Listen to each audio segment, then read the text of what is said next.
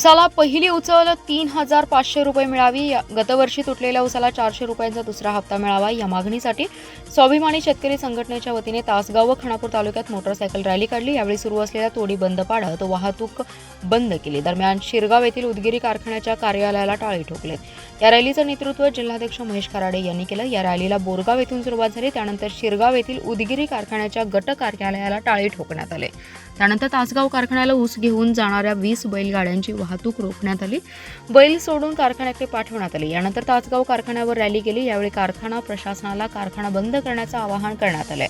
परत निमणी, तासगाव, चिंचणी, आरवडे, मांजर्डे, मोराळे, पेड, हातनूर, विसापूर, लिंब, आळते, उदगीरी कारखाना, पारे, विटा, भाळवणी, आळसण, भाळवणी मार्गे पुन्हा बोरगाव या ठिकाणी सांगता झाली. यावेळी महेश खराडे, अनिल पाटील, चंद्रकांत पाटील, धोंडीराम पाटील, सागर पाटील, श्याम पवार, राजेंद्र माने, निशिकांत पोद्दार, दत्ता जाधव, सुभाष पाटील, बाळासो खरमाटे, अनिल पाटील, प्रशांत शिंदे, अजमुद्दीन मुजावर, अशोक पवार, राजेंद्र पाटील, बाबूराव शिंदे, गोपाळ मगदूम, हनुमंत पाटील, चंदू सुतार, उत्तम चंदन शिवे, हनुमंत पाटील, शांताराम पाटील आदींसह मोठ्या संख्येने शेतकरी उपस्थित होते. मराठा आरक्षणासाठी आंदोलन उभारणारे मराठा योद्धा मनोज जरांगे पाटील यांची उद्या जिल्ह्यात तोफ धडकणार आहे. सांगली, वेटा आणि इस्लामपूर या 3 ठिकाणी जरांगे पाटील यांच्या जाहीर सभा होत आहेत. सांगलीत मराठा क्रांती मोर्चाच्या वतीने येथील तरुण भारत क्रीडांगणावर सकाळी 11 वाजता सभा होईल. या सभेला जिल्ह्यातून हजारोंच्या संख्येने मराठा बांधव उपस्थित राहणार आहेत. मागील 2 महिन्यांपासून मराठा आरक्षणासाठी मनोज जरांगे पाटील यांनी निर्णायक लढा उभारलाय. त्यांनी केलेल्या आंदोलनामुळे मराठा आरक्षणाचा मुद्दा पुन्हा एकदा ऐरणीवर आलाय. मराठा आरक्षणाबाबत जनजागृती आणि प्रबोधन व्हावं या हेतूने जरांगे पाटील यांनी महाराष्ट्र दौरे सुरू केलेत. या दौऱ्यात त्यांचं मराठा बांधवांकडून जल्लोषात स्वागत करण्यात येते. सांगली जिल्ह्यात उद्या त्यांचा दौरा आहे. सकाळी विटा येथे त्यांची सभा होणार आहे. त्यानंतर तासगावात स्वागत होणार असून सांगलीत सकाळी 11 वाजता त्यांची तरुण भारत क्रीडांगणावर जाहीर सभा होणार आहे. मराठा क्रांती मोर्चाच्या वतीने या सभेची जय्यत तयारी करण्यात आली आहे. जिल्ह्यात गाववार बैठका झाल्या असून हजारो मराठा बांधव या सभेसाठी उपस्थित राहणार असल्याचं मोर्चाच्या वतीने सांगण्यात आलंय. सांगली बस स्थानकाच्या पाठीमागे असणाऱ्या अतिशय वर्दळीच्या ठिकाणी पत्रकार नगरमधील ई-कॉमर्स ऑनलाईन कुरिअरचं कार्यालय फोडून चोरट्यांनी घरफोडी केली. कार्यालयातील तिजोरी उघडून त्यात ठेवलेली रोख रक्कम आणि साहित्य असं एकूण 14,75,402 रुपयांचा मुद्देमाल चोरट्यांनी लंपास केलाय. सदर धाडसी चोरीची घटना ही बुधवारी 15 नोव्हेंबर रोजी पहाटेच्या सुमारास घडली आहे. या प्रकरणी विद्यानंद रवींद्र कामत यांनी सांगली शहर पोलीस ठाण्यात फिर्याद दिली आहे. मंगळवारी रात्री 10:30 वाजण्याच्या सुमारास ऑफिसमधील कर्मचारी कार्यालय बंद करून घरी गेले होते. यावेळी अज्ञात चोरट्यांनी बुधवारी दिनांक 15 नोव्हेंबर रोजी पहाटेच्या सुमारास कोणी नसल्याचं पाहून ऑफिसच्या बाहेरील उजव्या बोळातून आत जाऊन खिडकीचे लोखंडी ग्रिल कट केलं. जाळी एका बाजूने दुमडून काचेची स्लायडिंग खिडकी बाजूला करून आत प्रवेश केला. ऑफिसमधील लॉकरची चावी घेऊन गोदरेजच्या लॉकरमध्ये ठेवलेली रोख रक्कम, ऑफिसमधील NVR असा एकूण 14,75,402 रुपयांचा मुद्देमाल चोरून पलायन केलं. पहाटेच्या सुमारास चोरीची घटना निदर्शनास येताच विद्यानंद कामत यांनी सांगली शहर पोलीस ठाण्यात फिर्याद दिली. त्यांच्या फिर्यादीवरून पोलिसांनी अज्ञात चोरट्यांविरोधात गुन्हा दाखल केलाय. कुणबी मराठा कुणबी नोंदीबाबत जिल्ह्यात 15 नोव्हेंबर अखेर एकूण 67 लाखांवर अभिलेखे तपासणी करण्यात आलेली आहे. यामध्ये 12,000हून अधिक कुणबी नोंदी आढळून आल्या असल्याची माहिती जिल्हाधिकारी डॉक्टर राजा दयानिधी यांनी दिली आहे. मराठवाड्यात कुणबी नोंदी शोधण्यासाठी जी मोहीम राबवण्यात आली त्याप्रमाणे आता संपूर्ण राज्यभर ही प्रक्रिया मिशन मोडवर राबवण्याचे निर्देश मुख्यमंत्री एकनाथ शिंदे यांनी दिले. त्यानुसार जिल्हाधिकारी डॉक्टर राजा दयानिधी यांच्या मार्गदर्शनाखाली सांगली जिल्ह्यात कुणबी मराठा कुणबी नोंदी तपासणीचं काम मिशन मोडवर हाती घेण्यात आलं. कक्षाचे नोडल अधिकारी म्हणून उपजिल्हाधिकारी अजय पवार काम पाहतात. जिल्हा व तालुका स्तरावरील विशेष कक्षांमार्फत 15 नोव्हेंबर अखेर एकूण 67,46,270 नोंदींची तपासणी करण्यात आली. त्यामध्ये एकूण 12,803 मराठा कुणबी नोंदी आढळून आल्या आहेत.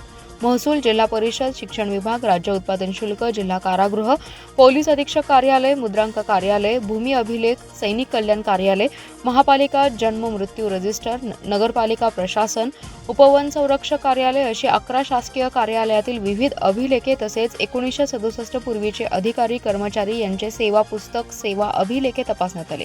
यामध्ये महसूल विभागांतर्गत 10 तहसील कार्यालये आणि एक अप्पर तहसील कार्यालयाचे 22,43,918 नोंदी तपासण्यात आल्या. यामध्ये 9,731 नोंदी कुणबी जातीच्या आढळल्या.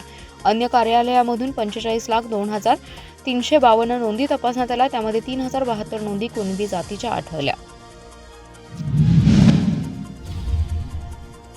स्वाभिमानी शेतकरी संघटनेचे ऊसाला 3,500 रुपये यावर्षी आणि दुसरा हप्ता 400 रुपये मिळावा या मागणीसाठी गेल्या काही दिवसांपासून आंदोलन सुरू आहे. जोपर्यंत कारखानदार मागणीबाबत भूमिका घेत नाही तोपर्यंत गाळप हंगाम बंद ठेवण्याचा निर्णय घेण्यात आला होता. सांगलीतील दत्त इंडिया कारखान्याने संघटनेच्या पदाधिकाऱ्यांना गाळप बंद असलेलं पत्र दिलं होतं. मात्र आज दत्त इंडियाच्या तोडी चालू आहेत अशी माहिती स्वाभिमानी शेतकरी संघटनेच्या कार्यकर्त्यांना लागली. त्यानंतर कार्यकर्ते आणि ऊस वाहतूक संघटनेचे पदाधिकारी यांनी अचानक दत्त इंडिया कारखान्यावर धडक दिली. या ठिकाणी स्वाभिमानीच्या कार्यकर्त्यांनी कारखान्याच्या अधिकाऱ्यांना धारेवर धरत ऑफिसच्या पायरीवरच ठिय्या मारला होता. यावेळी अधिकाऱ्यांनी कारखान्याच्या तोडी बंद असल्याचं आश्वासन दिलं. ऊस दराची कोंडी फोडावी अशी मागणी स्वाभिमानी शेतकरी संघटनेचे कार्याध्यक्ष संदीप राजोबाई यांच्या नेतृत्वात कार्यकर्त्यांनी दिली. या ठिकाणी खूप वेळ गोंधळ झाल्यानंतर नमतं घेतलं. कोणत्याही ऊस उत्पादक शेतकऱ्यांनी किंवा वाहतूकदारांनी कारखाना चालू असलेल्या अफवांवर विश्वास ठेवू नये. जोपर्यंत मागील हप्त्याची कोंडी आणि चालू हंगामातील ऊस दराची कोंडी फुटत नाही तोपर्यंत कारखाना चालू होऊ देणार नाही असं स्वाभिमानीच्या कार्यकर्त्यांनी कारखाना प्रशासनाला ठणकावून सांगितलं. त्यावर कारखाना प्रशासन नमतं घेत आम्ही कारखाना चालू करणार नाही असं आश्वासन कारखान्यानं दिलंय. मागील हंगामातील प्रतिटन 400 रुपये तसेच चालू हंगामातील दर जाहीर करण्याच्या मागणीसाठी स्वाभिमानी शेतकरी संघटनेचे नेते राजू शेट्टी यांच्याशी चर्चेनंतर आंदोलनास भाजपा किसान मोर्चाने पाठिंबा देण्याचा निर्णय घेतला आहे. शनिवारपासून सांगली शहरातून होणारी ऊस वाहतूक रोखणार असल्याचा इशारा भाजप किसान मोर्चाचे प्रदेश उपाध्यक्ष पृथ्वीराज पवार यांनी दिलाय. जयसिंगपूर येथे राजू शेट्टी यांच्यासोबत पृथ्वीराज पवार यांनी चर्चा करत त्यांच्या आंदोलनाला पाठिंबा दिलाय. त्याचा अहवाल मुख्यमंत्री एकनाथ शिंदे, उपमुख्यमंत्री देवेंद्र फडणवीस, सहकार मंत्री, भाजपा किसान मोर्चा प्रदेशाध्यक्ष गणेश भेगडे यांच्याकडे पाठवलाय. गेल्या हंगामात कारखान्यांनी बहुतांश साखर 39 रुपये किलोने विकले. मधल्या टप्प्यात दर कमी होता. मात्र उपपदार्थ आणि साखर दराचा हिशोब घालता अंतिम टप्पा हा 400 रुपये देणं आवश्यक असल्याचं गणित योग्य आहे. कोणत्या कारखान्यांनी किती दराने साखर विक्री केली याबाबत स्पष्टता झाल्यास कारखान्यांनी शेतकऱ्यांना आणखी किती रक्कम देणं शक्य होईल याबाबत तपशील समोर येतील. सांगली व कोल्हापूर येथील काही कारखानदारांनी अंतिम हप्ता देऊन कोडी फोडण्याची तयारी दर्शवली.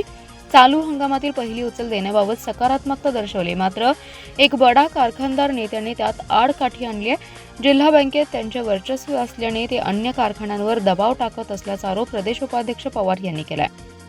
भाजपा किसान मोर्चाच्या प्रत्यक्ष आंदोलनात सहभागी होणार आहे. त्यासाठी शनिवारपासून सांगली शहर व परिसरातून होणारी ऊस वाहतूक आम्हीही रोखून धरण्याचा इशारा त्यांनी दिलाय. दिवाळी पाडव्याला खरेदीसाठी बाजारपेठ गर्दीने फुलून गेली होती. सराफ पेठ, वाहनांचं शोरूम, मोबाईल शोरूम, इलेक्ट्रॉनिक्स दुकानात कोट्यावधींची उलाढाल झाली. पाडव्याच्या मुहूर्तावर खरेदी शुभ मानली जाते, त्यामुळे सांगलीची बाजारपेठ सजली होती. त्यात पाडव्याच्या दिवशी खरेदीला उधाण आलं होतं.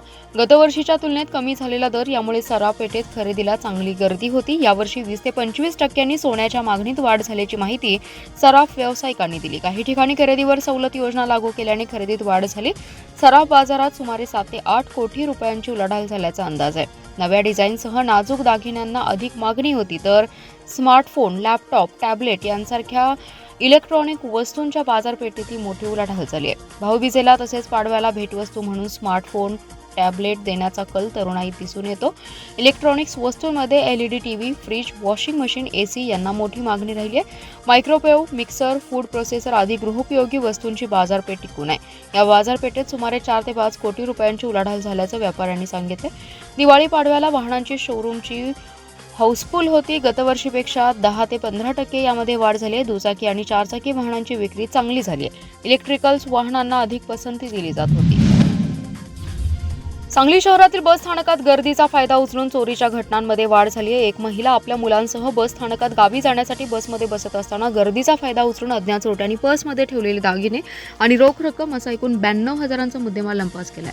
सदर चोरीची घटना ही बुधवारी दुपारी 3 वाजण्याच्या सुमारास झाली. या प्रकरणी फरीदा शब्बीर मनेर यांनी सांगली शहर पोलीस ठाण्यात फिर्याद दिली आहे. फरीदा मनेर या सांगलीत नातेवाईकांकडे आल्या होत्या. दुपारी 3 वाजण्याच्या सुमारास गावी जाण्यासाठी त्या मुलांसह सांगलीच्या मध्यवर्ती बस स्थानकात आल्या होत्या. यावेळी विट्याला जाणाऱ्या बसमध्ये बसत असताना अज्ञात चोरट्यांनी गर्दीचा फायदा उचलून त्यांच्या खांद्याला अडकवलेल्या पर्सची चैन उघडून त्यात ठेवलेले सोन्याचे मंगळसूत्र आणि रोख रक्कम असा एकूण 92,000चा मुद्देमाल चोरून पलायन केलं. बसमध्ये बसल्यानंतर सदर चोरीची घटना निदर्शनास आली. घडलेल्या प्रकारानंतर फरीदा मनेर यांनी सांगली शहर पोलीस ठाण्यात फिर्याद दिली. त्यांच्या फिर्यादीवरून पोलिसांनी अज्ञात चोरट्यांविरोधात गुन्हा दाखल केला. सर्वसामान्यांचा दिवाळी पाडवा जोमात जरी झाला असला तरी खऱ्या अर्थाने दिवाळी झाली ती चोरट्यांचीच.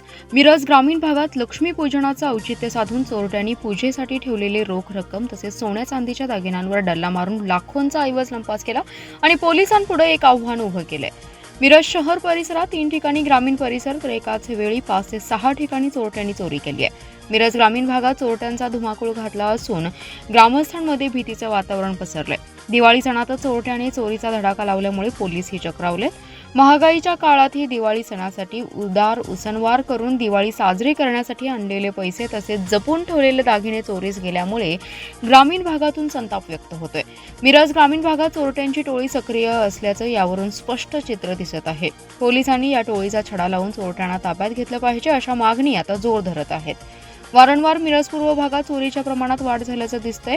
ग्रामीण भागात चोरीच्या प्रमाणात वाढ झाली असून अनेक छोट्या मोठ्या चोऱ्या होत आहेत. तसेच पशुधन चोरीच्या प्रमाणातही वाढ झाली आहे. विहिरीवरील मोटारी, कूपनलिकेच्या केबल वायरी चोरी, मोटारसायकल चोरींमध्येही वाढ झाली आहे.